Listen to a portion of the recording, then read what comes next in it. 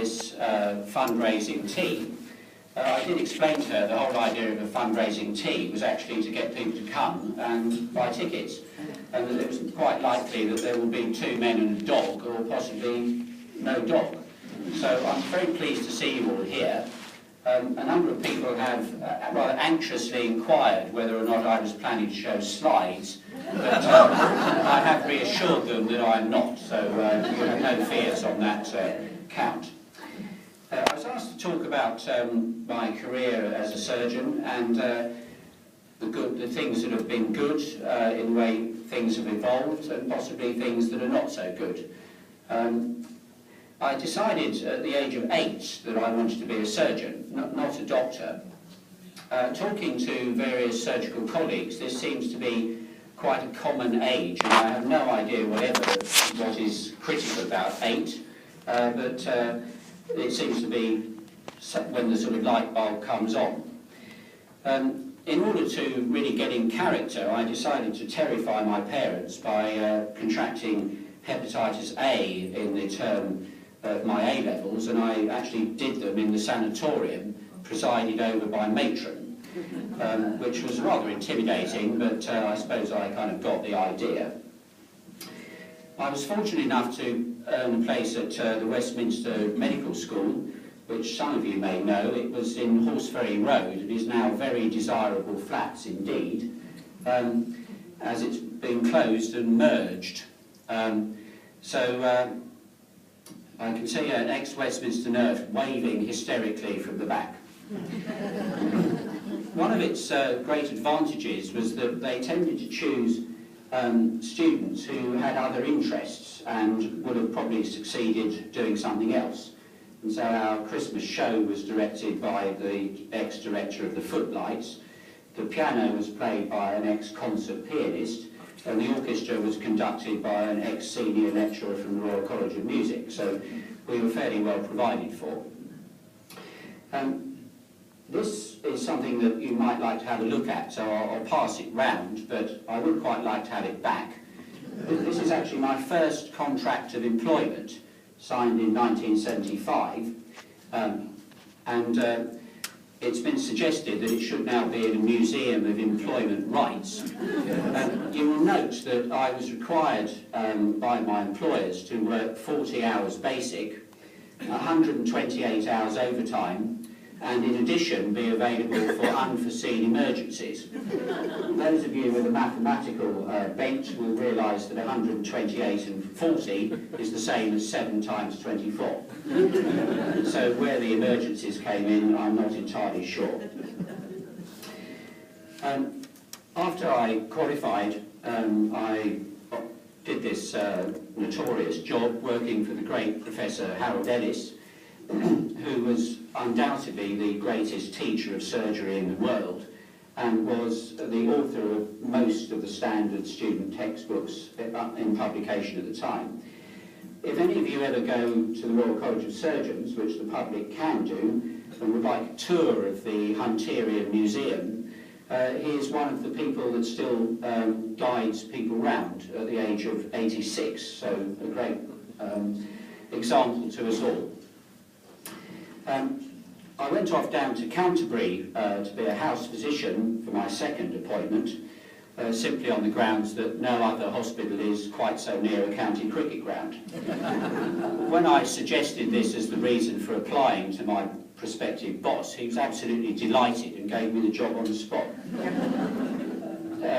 One case that I believe is still talked about there is a case of spontaneous resolution of cardiac arrest. One evening this lady was admitted from a psychiatric hospital because she managed to get into the drugs cupboard and take a huge overdose of tricyclic antidepressants, which have a very bad effect on heart rhythms. And despite all the medication we gave her, she kept suffering cardiac arrests until she finally suffered one that we were unable to correct. So we decided that sadly she had passed away, and I went to write the notes to that effect while everyone else went to bed. I then went to bed too, and at 6 o'clock in the morning the night sister rang me up and said, "Doctor, the patient you certified dead last night wants her breakfast." Long pause. I take it you've got a rational explanation for the relatives who are coming to collect her death certificate this morning. So I thought about this for a while in a state of considerable panic. I'd only been qualified for about 6 or 7 months. And I finally came up with the solution, which was when the relatives came, I said that this was a wonderful hospital, and not only did we cure the sick, but we also raised the dead. They were absolutely delighted. And in fact sent me a bottle of champagne, which shows you can fool some people all the time. From there I went off to be a casualty officer at the Westminster Hospital. There's a lot of talk in the press nowadays about people attending A&E in vast numbers. It's worth remembering that the attendance in A&E is directly related to the weather. So if it's absolutely pouring with rain, no one comes. If it's beautiful sunny weather, no one comes. And if it's cloudy and cold and windy, then everyone comes. To test this point that other factors have a lot to do with A&E attendance, I was actually on duty the first night that a James Bond film was shown on television. And of course this was long before video recorders, so you either saw it or you missed it. And so as the time for this long heralded programme approached, the waiting room gradually thinned out. Even people who were being seen got up and left. And the only person we had in during the duration of the film was a tramp who obviously didn't have a TV to watch anyhow. Once it had been finished, of course, A&E filled up in the usual way. I then went off to teach anatomy at King's College. It's worth remembering, of course, in the days of very sophisticated media aids that we now have, that in those days you had a very large blackboard and a selection of coloured chalk. The other thing that was a standard part of the repertoire was that the 4 top drawers of slides that were in the lecturer's room consisted of Playboy centerfolds.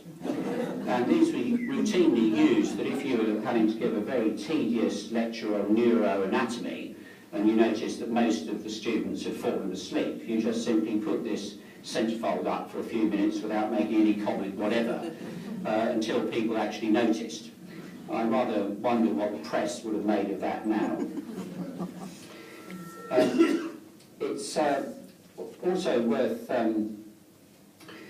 mentioning that after that I went off down to Chertsey to be a senior house officer, you can get sort of caught out a bit, particularly by people who come from abroad.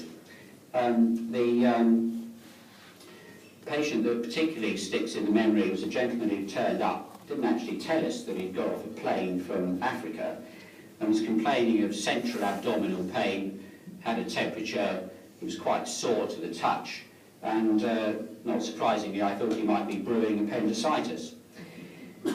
Fortunately in those days one tended to go and see patients very early in the morning before Sir arrived from his mansion, and this chap had now developed diarrhoea. That is obviously incompatible with the diagnosis of appendicitis, and I suddenly realised with blinding clarity that he had typhoid. I also realised with similar clarity that if Sir found a man with typhoid in the middle of his surgical ward, my career would be over, and I would probably now be doing dermatology somewhere like Port Stanley. Fortunately, I managed to get him in an ambulance and off to an isolation hospital just in time, so I managed to carry on. After time at Chertsey, I went down to Chichester to be a surgical registrar. That was a slight sort of repeat of the Canterbury experience in that it was right next door to the rugby club, as some of you may know. And when asked why I wanted to work there, I tried the same gambit again. So instead of mentioning the unrivaled research facilities, the wonderful library, etc., I just said it's next door to the rugby club. It works. So any of you thinking of applying for a job, you might try that one. It did have an interesting application on one occasion, because the advantage of being next door was that you could play when on call. And the rule was that if your bleep went off, you had to go to A&E straight away.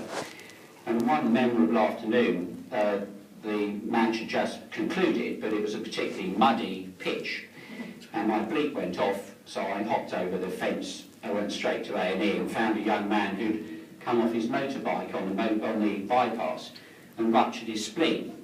So I elbowed my way through the throng around him and said, "Don't worry, everything will be fine, you just need an operation and you'll be back to normal quite quickly." He looked at me in horror and said, "You will have a wash first, Doc."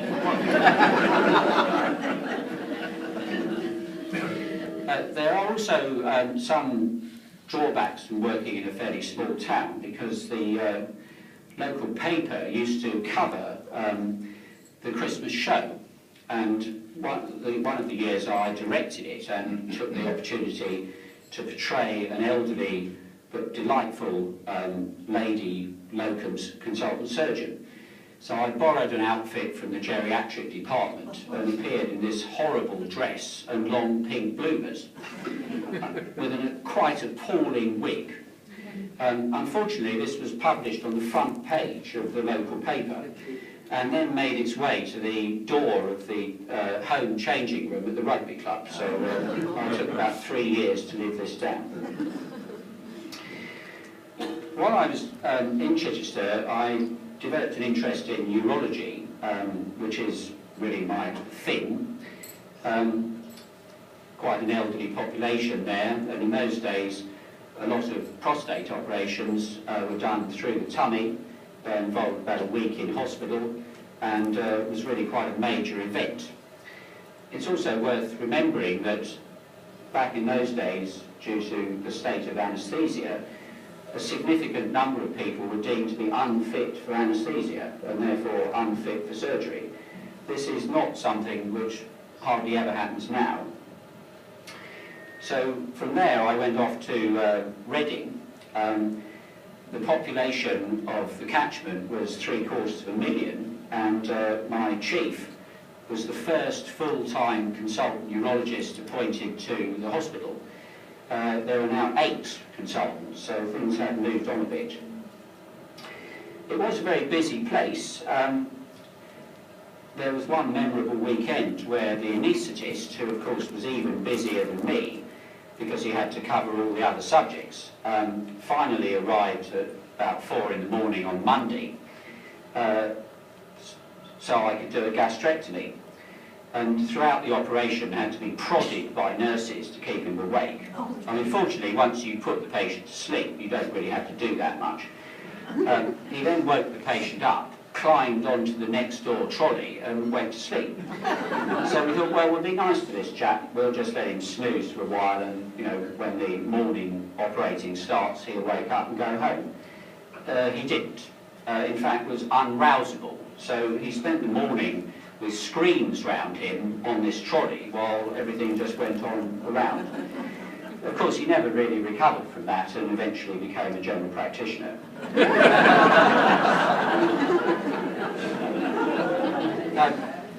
Another episode which sticks in the memory a bit was a chap came in with what's called a leaking aneurysm. This is where the main artery that supplies the body from the heart has effectively started to leak. And if you're really unlucky, it can actually move down into the arteries that go to the legs. So a very extensive operation is required, where you have to replace the whole thing with artificial material. I've been doing another case in the other hospital at the other end of town, and I arrived to help my boss, and when I arrived it was clear that things were not good. The reason for this was that all the lights had gone out, and so the boss had this thing which was on wheels with a thing a bit like a car battery and one bulb. So this is not ideal for complex vascular surgery. I, being the mere boy,